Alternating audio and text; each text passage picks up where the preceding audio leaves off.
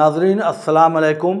Exploring society India and beyond جاری کی ہے، جس میں تاریخ، جغرافیہ اور سماجیات کو ایک ساتھ پڑھانے کی کوشش کی گئی ہے۔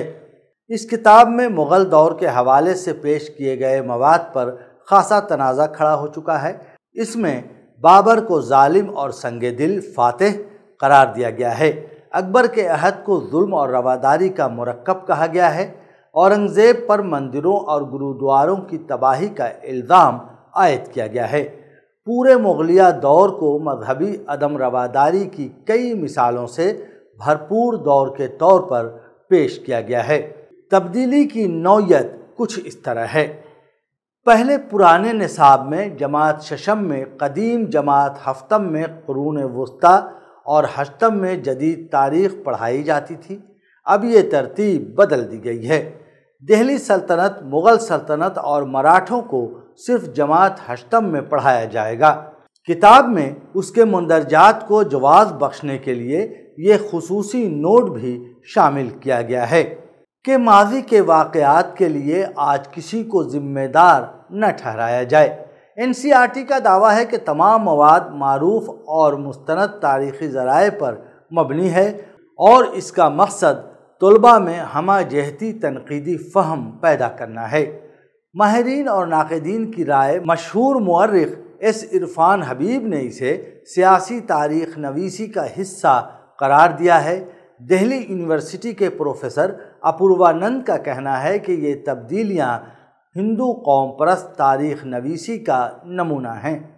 بعض مبصرین کے مطابق مغلوں کے مثبت پہلو جیسے فن تعمیر، سیاسی استحکام، مذہبی ہم آہنگی کی کوششیں، ان سب کو نظر انداز کر کے صرف ایک مخصوص زاویے سے ظلم کو نمایاں کیا گیا ہے۔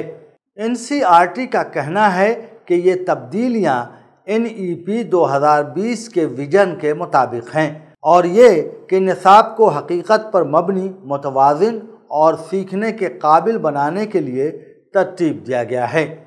اس میں کوئی شک نہیں کہ جب تاریخ کو کسی مخصوص نظریے کی عینک سے پڑھا جاتا ہے تو اس کی تعبیر میں تعصب در آتا ہے۔ نصاب میں جس انداز سے مغلیہ سلطنت کے بادشاہوں کے کردار کو بیان کیا گیا ہے، بے آمیز تاریخ سے اس کی توثیق نہیں ہوتی۔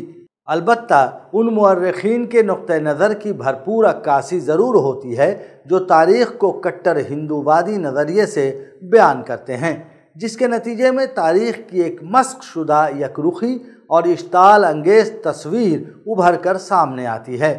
کتاب میں تنقیدی سوچ کو فروغ دینے کی بات کہی گئی ہے، مگر آج کے بھارت میں جس انداز کا نفرت انگیز ماحول پنپ رہا ہے، اس کے تناظر میں یہ خطرہ بہت حقیقی ہے کہ یہ تنقیدی نہیں بلکہ نفرتی سوچ کو جنم دے گا۔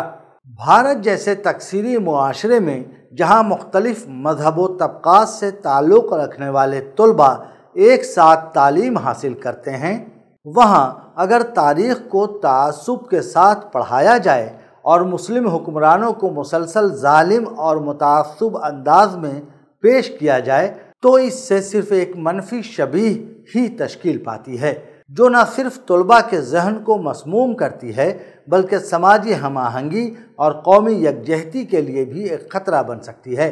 کیا اورنگزیب جیسے پیچیدہ کردار کو محض مندروں کی تباہی سے شناخت کرنا دیانتدارانہ تاریخ ہے؟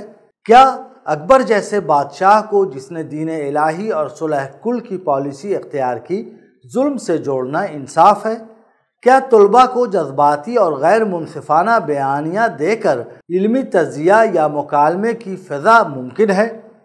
یہ سب سوالات صرف تاریخی مباحث نہیں بلکہ مستقبل کے سماج کی تعبیر سے وابستہ سوالات ہیں۔